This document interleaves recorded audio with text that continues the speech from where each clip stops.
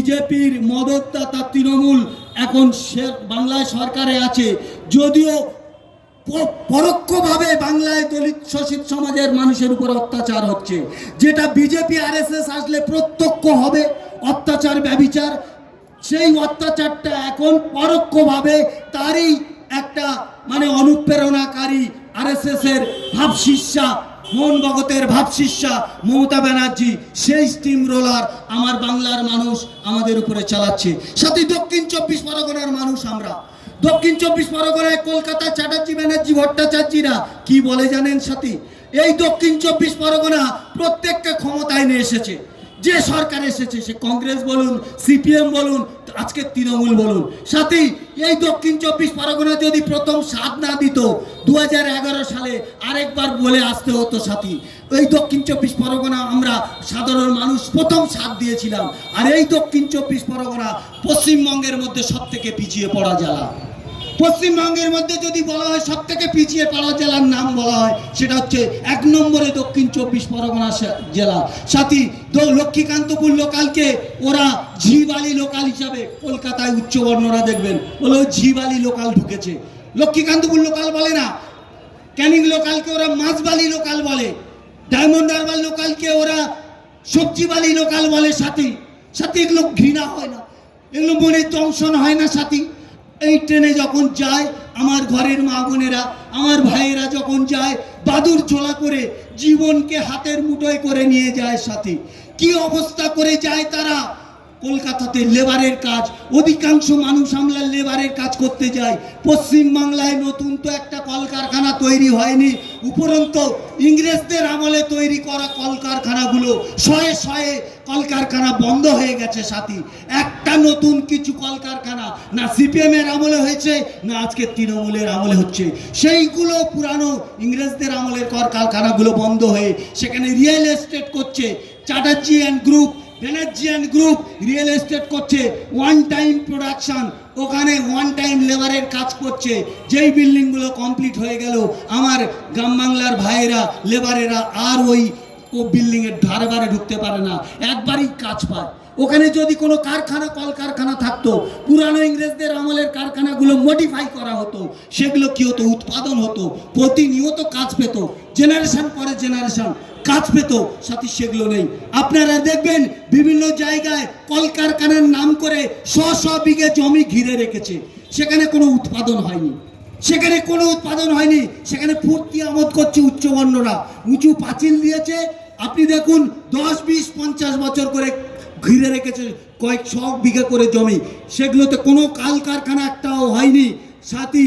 Ben মায়াবতীজির জমি অধিগ্রহণ আইন 2009 সালে বেন মায়াবতীজি ভারতবর্ষে প্রথম কন্যা, প্রথম মহিষী নারী, প্রথম লৌহ মানবী, যে ইংরেজদের পরে প্রথম জমি অধিগ্রহণ আইন, ইংরেজদের তৈরি করা আইনে কাঁচি চালিয়েছিল সাথী। ভারতবর্ষের প্রথম নারী উত্তরপ্রদেশে করেছেন। কি করেছেন জানেন? জমি অধিগ্রহণ আইনে বলছে আমার রাজ্যে শিল্পপতিদের আহ্বান করছি, আপনারা আসুন, আমরা জমি দেব। জমি দেওয়ার শর্ত কি দিয়েছেন? বলছে জমি দেব, জমিদাতাদের ফ্যামিলিকে একজন করে চাকরি দিতে হবে, 1 একর জমি দেবে, তার সেই জমি মাটি ফেলে ডেভেলপমেন্ট করে 10 কাঠা জমি চাষিকে ফেরত দিতে হবে। সাথী ভাবুন, এই যে রাজারহাট, নিউ টাউন, আমাদের হালদার লস্কর, গায়েন মন্ডল লস্কর, মোল্লা বদ্দিপুর কাইদদের জমি মুড়ি মুড়কির দামে লুট করেছে সাথী। মুড়ি মুড়কির দামে আজকের হাহুতাশ করছে আমার বহুজন সমাজের এলাকার মানুষ, যাদের জমি জায়গা ছিল, ওই জায়গা জমি জলের থেকে কম দামে কিনেছে।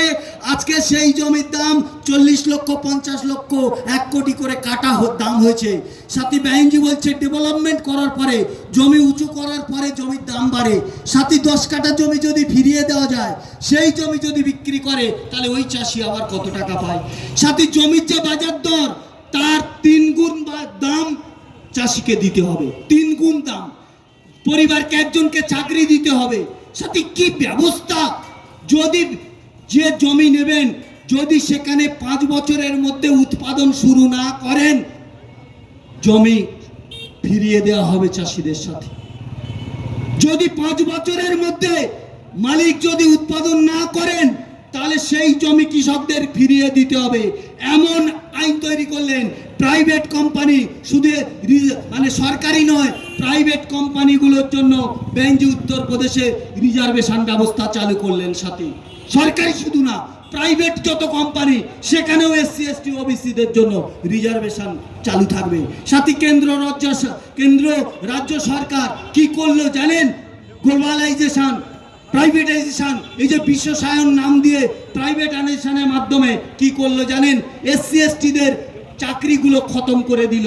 সাথী, এই যে সরকারি প্রতিষ্ঠানগুলো বেসরকারি, সেল, এয়ারপোর্ট থেকে শুরু করে বিএসএনএল থেকে শুরু করে সমস্ত কোম্পানি বেচে দিল এই বিজেপি আরএসএস নরেন্দ্র মোদী সরকার। এর আগে কংগ্রেস সরকার করে গেছে, আর ঠিক তারপরে মোদী সরকার, বিজেপি আরএসএস এর সরকার এসে সরকারি সমস্ত প্রতিষ্ঠানগুলো বেসরকারের হাতে তুলে দিচ্ছে। কেন করছে জানেন সাথী? বেসরকারি হাতে চলে গেলে আর কোনো সরকারি রিজার্ভেশন তো আমরা পাবো না। এসসি এসটিরা এই রিজার্ভেশনের বলিয়ান হয়ে আমাদের ঘরে এখন জানেন সাথী, প্রত্যেক বছর প্রায় 10 লক্ষ কোটি টাকা এসসি এসটি ওবিসিদের ঘরে আসে রিজার্ভেশনের দৌলতে। মাইনা, চাকরি করা মাইনা প্রায় 10 লক্ষ কোটি টাকা আমাদের ঘরে ঢোকে। বর্ণবাদীদের রাতের ঘুম চলে গেল, ত্রাই রব উঠে গেল যে আরে সালা এ কি হবে, যে এসসি এসটিদের ঘরে ডি গ্রুপে সি গ্রুপে চাকরি করে তার ছেলেকে ডাক্তার, ইঞ্জিনিয়ার, আইএস আইপিএস পর্যন্ত নিয়ে যাচ্ছে। তাহলে আমাদের ঘরের ছেলেরা কি করে খাবে?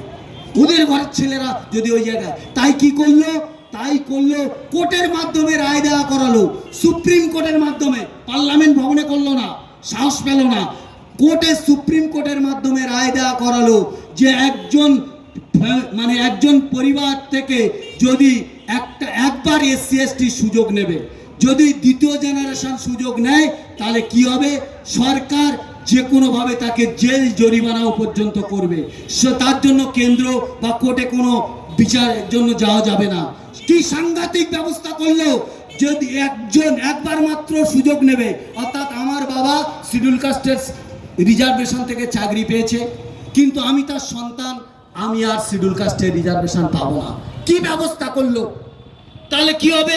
আজকের ভাবুন, আমাদের ঘরে যারা 2-5 জন চাকরি করছি, 8 লক্ষ পাওনা চাকরি বাংলায় পড়ে আছে, সেটা ছেড়ে দিন।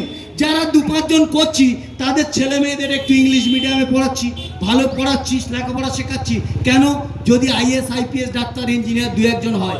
বর্ণবাদীরা কি করলো যে না, এই আইএস আইপিএস যদি ওরা হয় তাহলে আমাদের ছেলেদের ছুটি হয়ে যাবে। তাহলে কি করলো? দাও মেরে দাও, সংরক্ষণের ব্যবস্থাটা ক্রিমিলিয়ার করে দিল। যারা একবার সুযোগ নিয়েছে তারা ক্রিমিলিয়ারের মধ্যে চলে গেল, তাদের পরিবার আর কোনো এসসি এসটি ওবিসি সুযোগ সুবিধা পাবে না। এবারে ইডব্লিউএস করে দিল, ইকোনমিক্যালি উইকার সেকশন।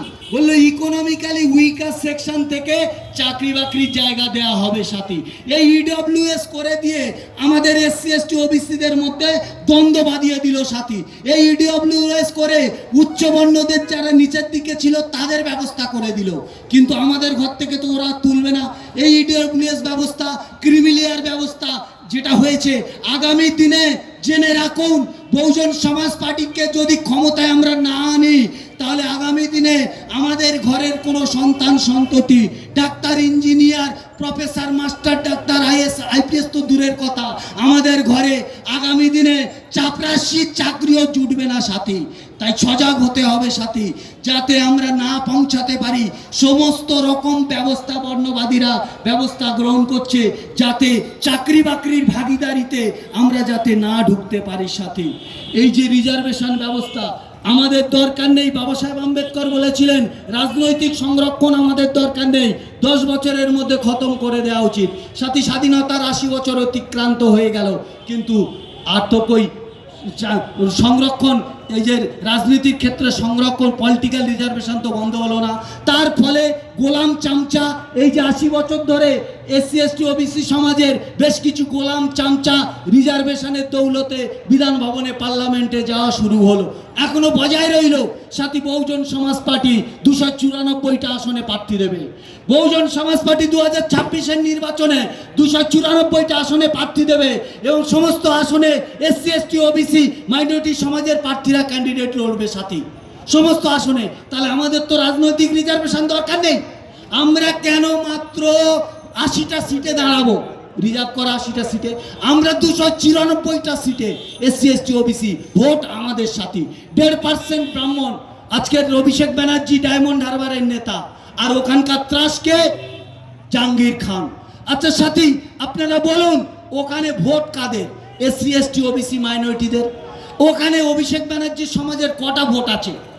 অভিষেক ব্যানার্জির সমাজের খুব বেশি হলে 8-10 হাজার, 12 হাজার, 15 হাজার ভোট আছে। তাহলে যার সমাজের ভোট নেই সে হয়ে গেল নেতা, আর যাদের সমাজের ভোট আছে সে হয়ে গেল গুন্ডা ত্রাস। তার নাম শুনলে বাচ্চারা মায়ের আঁচলে বুক লুকাচ্ছে। সাথী, এ কোন দেশ? এ কোন গণতন্ত্র?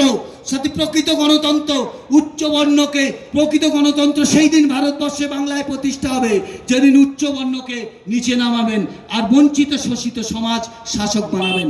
একবার বসুক না সাথী এদেশে হালদার, নস্কর, গায়েন, মন্ডল, মিস্ত্রি, বদ্যি, লস্কর, মোল্লা, পুরকাইত, হাসদা, মুর্মু। একটাবার 5টা বছর দিন তাদের সুযোগ। আপনার সমাজ থেকে রাজা তৈরি করুন। ঠাকুর হরিচাঁদ গুরুচাঁদের কথা, যে জাতি রাজা নেই সে জাতি তাজা নেই। সাথী, রাজা তৈরি করতে হবে সমাজ থেকে। আমার সমাজ আজকের বুভুক্ষা দুর্লভলণ্ডিত হয়ে যাচ্ছে সাথী। কায়িক ক্লেষ্ট করে একবেলা খেয়ে না খেয়ে আমরা জীবনযাপন করছি সাথী। এখনো পর্যন্ত আপনি যাবেন পাথর প্রতিমা, মৌসুমী দ্বীপ, ঘোড়ামারা দ্বীপ, যে দেখবেন ওখানে নারকেল তেলের নাম শোনেনি সাথী অনেকে আছে। সারাদিন মিন ধরে খায়, সারাদিন পেটে ভাত জোটে না সাথী। কি অবস্থা! স্টিম রোলার চালানো হচ্ছে সাথী। সাথী, তাই আগামী দিনে এই বহুজন সমাজ পার্টির হাত শক্ত করতে, বেন কুমারী মায়াবতীজির হাত শক্ত করতে আমরা আগামী 2026 সালে নির্বাচনে প্রত্যেকটা বিধানসভায় ক্যান্ডিডেট থাকবে। আপনারা প্রত্যেকে কেউ যদি ক্যান্ডিডেট হিসাবে লড়াই করতে চান, যে কেউ আবেদন করতে পারেন। আপনি যে কোনো সাদা কাগজে অ্যাপ্লাই করবেন যে আমি মন্দিরবাজার বিধানসভার প্রেসিডেন্ট বাদল তাঁতি বাবু আছেন, মথুরাপুর সাংগঠনিক জেলার সভাপতি অনুকূল পাত্র মহাশয়, ওনার বাড়ি সুদূর বকখালি এলাকায়। সাথী, ভাবুন এই সমস্ত জায়গাগুলো থেকে বেন মায়াবতীজি নেতৃত্ব তুলে আনছেন, জি প্লট থেকে নেতৃত্ব তুলে আনছেন, বকখালি থেকে নেতৃত্ব তুলে নিয়ে আসছেন। আমার মতো লক্ষ্মীকান্তপুর, মাধবপুর, মথুরাপুর এলাকার একটা গরিব কৃষক পরিবারের ছেলেকে পশ্চিমবঙ্গ রাজ্যের 3য় জাতীয় পার্টির সেকেন্ড হাইকমান্ড করেছে সাথী। এইরকম একজন গ্রামের ছেলেকে আপনি ভাবুন, একটা পৌন্ড্র, নমশূদ্র, কাওড়া, হাড়ি, মুচিমাতর নিজের এলাকায় তার সিটে লড়তে পারবে কিনা ঠিক বলতে পারে না সাথী। বর্ণবাদীদের কাছে বাঁধা থাকতে হয়, তাদের টিকি বাঁধা থাকতে হয়। সে যদি তার সমাজের জন্য কাজ করে তাহলে বর্ণবাদীরা তাকে ছুটি ঘোষণা করে দেবে, তার পরের বারের টিকিট ক্যান্সেল। বলতে পারে না তার এলাকায় যে গতবারে দাঁড়িয়েছিল এবারে দাঁড়াবে কিনা, বা নতুন কোনো যোগ্য ক্যান্ডিডেট সেখানে কেউ আসতে পারবে কিনা, কেউ বুকে হাত দিয়ে নিজে বলতে পারে না সাথে। এইরকম একটা গ্রামের ছেলেকে, মাধবপুর লক্ষ্মীকান্তপুর এলাকার ছেলেকে পশ্চিমবঙ্গের 2য় অর্থাৎ সভাপতি চেয়ার দিয়েছে সাথী। এই পার্টিতে চাপরাশি মন্ত্রী হয়েছে, বেঞ্জির মন্ত্রী সবাই কাশিরামজি বানিয়েছিলেন। চাপরাশি মুচি চামার যে জুতো পালিশ করছে তাকে তুলে নিয়ে গিয়ে মন্ত্রী করেছে, যে মাঠে কৃষক কাজ করছে তাকে তুলে নিয়ে গিয়ে মন্ত্রী করেছে। বহুজন সমাজ পার্টিতে নজির আছে।